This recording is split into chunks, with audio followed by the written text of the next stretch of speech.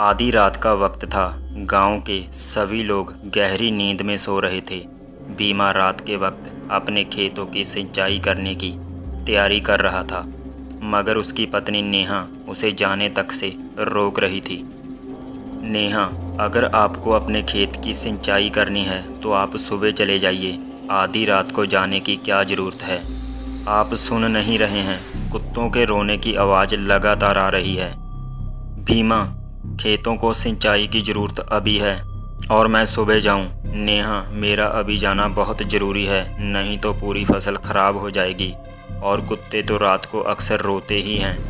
नेहा, लोग कहते हैं जब भी रात के समय कुत्ते रोते हैं उस जंगल के पुराने खंडर के आसपास कुछ ना कुछ अपशगन जरूर होता है और लोग रहस्यमय तरीके से लापता हो जाते हैं, जिनका फिर कुछ पता नहीं चलता।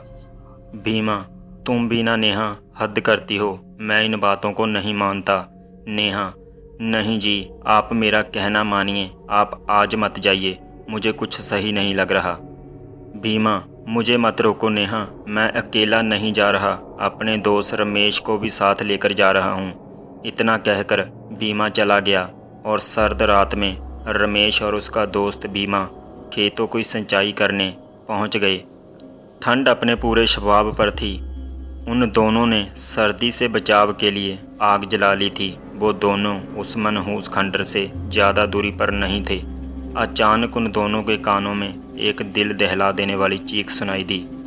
चीख किसी औरत की थी। चीख सुनकर रमेश के तन बदन में डर की एक लहर सी दौड़ गई थी। रमेश डरते हुए, भीमा, तुमने सुना? भीमा, जो अपने नाम की तरह लंबा और तगड़ा युवक था, और बोला, हाँ, मैंने भी वो चीख स्पष्ट सुनी है जो उस खंडर की तरफ से आई है। तभी अचानक से फिर से बचाओ बचाओ के साथ चिल्लाने और रोने की आवाज़ें फिर से सुनाई पड़ी। ये सब सुनकर दोनों चकित रह गए। अचानक मन में कुछ निश्चय कर भीमा ने हाथ में लाठी उठा ली और खंडर की तरफ चल दिया। रमेश, ये क्या पागलपन कर रहे हो भीमा? हमें यहाँ से चलना चाहिए। मुझे कुछ गड़बड़ लग रही है और मैं तो वैसे भी आज रात आने के लिए मना ही कर रहा था। सिर्फ तेरी वजह से यहाँ आया हूँ। भीमा, चल हट डरपोक कहीं का। जरा सोच कर देख, अगर कोई अवला सच में वहाँ पर खतरे में हुई तो क्या हम उसकी सहायता ना करें? उसे यूं ही छोड़ दें क्या वहाँ मरने के लिए? भीमा के इस सवाल से रमेश चुप हो गया और भीमा भागते हुए थोड़ी ही देर में उस भयानक जंगल में घुस गया। थोड़ी देर बाद ही वो दोनों ही घने जंगल के बीच खड़े थे। घने कोहरे में वो दोनों आंखें फाड़ फाड़ कर देखने का प्रयत्न कर रहे थे। इतनी देर में ही एक बार फिर से उस औरत की चीखों की आवाज़ उनके कानों में पड़ी। भीमा और रमेश चीख की दिशा में भागने लगे। वो दोनों थोड़ी ही दूर पहुंचे थे कि तभी सामने से कोई बड़ी तेज़ी से भागा आया और सीधा भीमा से आकर टकरा गया और वो धड़ाम से ज़मीन पर जा गिरा। भीमा से टकराने वाली एक औरत थी। डर के मारे वो भीमा से लिपट सी गई और चीखते हुए कह रही थी, मुझे बचा लो, मुझे बचा लो, वो मुझे मार डालेंगे, बचा लो मुझे। इतना कहकर वो भीमा की बाहों में ही अपने होश हवास खो बैठी और बेहोश हो गई। भीमा उसकी खूबसूरती देखकर अपनी सुध-बुध खो बैठा और रमेश की तरफ देखते हुए बोला, जा जल्दी से पानी लेकर आ, क्योंकि इसे होश में लाना ज़रूरी है। रमेश, होश में आ भीमा, मुझे कुछ ठीक नहीं लग रहा। जरा गौर कर, जहाँ इस औरत के अलावा और कोई इंसान मुझे मौजूद दिखाई नहीं दे रहा। भीमा, ठीक है, अगर तू नहीं जाएगा तो मैं ही चला जाऊँगा। रमेश, ठीक है, मैं जाता हूँ। रमेश पानी लेने वहाँ से चल पड़ा। वहाँ से थोड़ी दूर ही वो मनहूस खंडर मौजूद था, जिसके पास ही एक पुराना कुआं था। रमेश उस कुएं के पास जैसे ही पहुँचा, अचानक उस खंडर से सैकड़ों घुंघरुओं की आवाज़ आने लगी और देखते ही देखते वो खंडर रोशनी से जगमगा उठा। अचानक रमेश के कानों में भीमा की दिल दहला देने वाली चीख सुनाई दी। रमेश तुरंत भीमा की तरफ दौड़ने लगा, मगर जैसे ही वो भीमा के नज़दीक पहुंचा तो सामने का मंजर देखकर उसके रोंगटे खड़े हो गए। उसके सामने एक बेहद डरावनी काले चेहरे वाली औरत खड़ी थी और भीमा की मृत खून से लथपथ लाश जमीन पर पड़ी हुई थी। देखते ही देखते उस भयानक दिखने वाली काली चमड़ी वाली औरत ने भीमा के मृत शरीर से मांस खाना शुरू कर दिया। ये देखकर रमेश की चीख निकल गई। रमेश के भागने से पहले ही अचानक रमेश को काली परछाई ने घेर लिया। उन सब के चेहरे बेहद भयानक थे। अचानक वो काली चमड़ी वाली चुड़ैल उड़ते हुए रमेश के सीने पर बैठ गई। रमेश की एक दिल दहला देने वाली चीख सन्नाटे को चीर गई। दूसरे दिन भीमा और रमेश का लापता होने की खबर जंगल में आग की तरह फैल गई। गांव के एक व्यक्ति ने मुखिया जी से पूछा, मुखिया जी अब बस बहुत हो गया। जब जब इस गांव में कुत्ते रोते हैं तब तब कुछ ना कुछ अपशगुन जरूर होता है। जहां के रहने वालों के गायब होने की वारदातें हमारे बाप दादा के ज़माने से होती चली आ रही हैं और हम कुछ नहीं कर पा रहे। आखिर कब तक हमारे नौजवान उस खंडर के पास रहस्यमय ढंग से गायब होते रहेंगे? मुखिया, तुम्हें क्या लगता है मुझे इसकी चिंता नहीं है?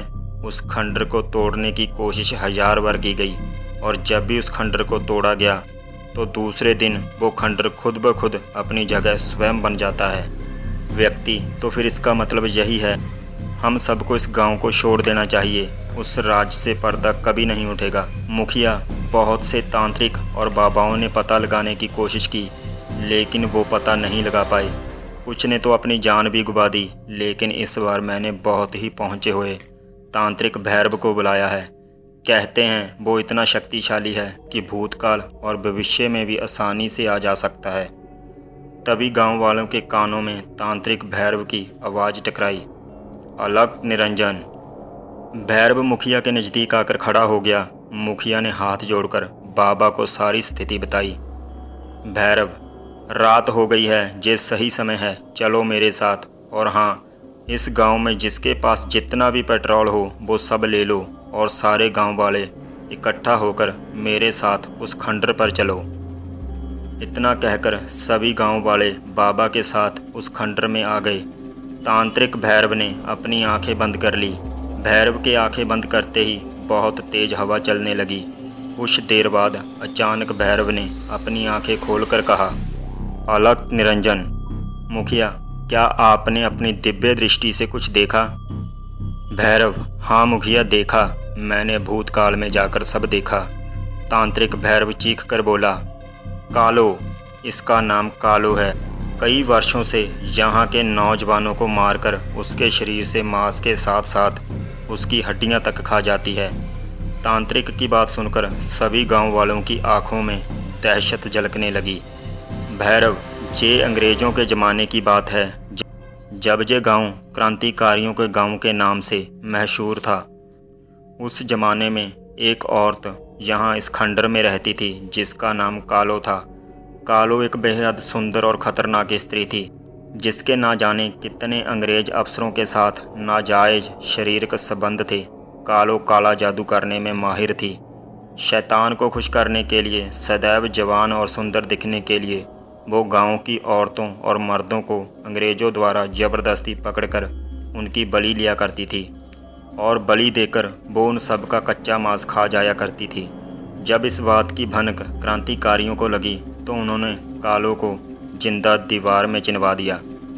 लेकिन कालो अपनी आत्मा का सौदा शैतान से पहले ही कर चुकी थी। मरने के बाद कालो एक शैतान बन गई, लेकिन अब उसका वक्त ख़त्म। इतना कहकर भैरव बहुत तेज आवाज़ में मंत्र पढ़ने लगा। देखते ही देखते अचानक उस खंडर की दीवार फट गई और उसमें से एक भयानक काली चमड़ी वाली औरत बाहर निकलकर आ गई। कालो, कौन है रे तू? लेकिन भैरव ने उसकी बात का कोई जवाब नहीं दिया और बेखौफ होकर कालो के नज़दीक चला गया और अचानक भैरव ने कालो का हाथ पकड़ लिया। जैसे ही उसने कालो का हाथ पकड़ा वो बुरी तरह से चीखने लगी, भैरव, सब लोग इसके ऊपर पेट्रोल डालकर आग लगा दो। सभी ने उसके ऊपर पेट्रोल डालकर आग लगा दी और देखते ही देखते वो कालो जलने लगी और भयानक तरीके से चीखने लगी और फिर कालो धुएं के रूप में परिवर्तित होकर ज़मीन के अंदर समा गई और वो खंडर अपने आप टूटकर नीचे गिर गया। तो दोस्तों, कैसी लगी आपको मेरी ये कहानी? कमेंट करके ज़रूर बताएं। और अगर अभी तक आपने हमारे YouTube channel the haunted TV को सब्सक्राइब नहीं किया तो अभी हमारे चैनल को सब्सक्राइब करें ताकि मैं आगे भी आपके लिए ऐसी ही कहानी लेकर आता रहूं।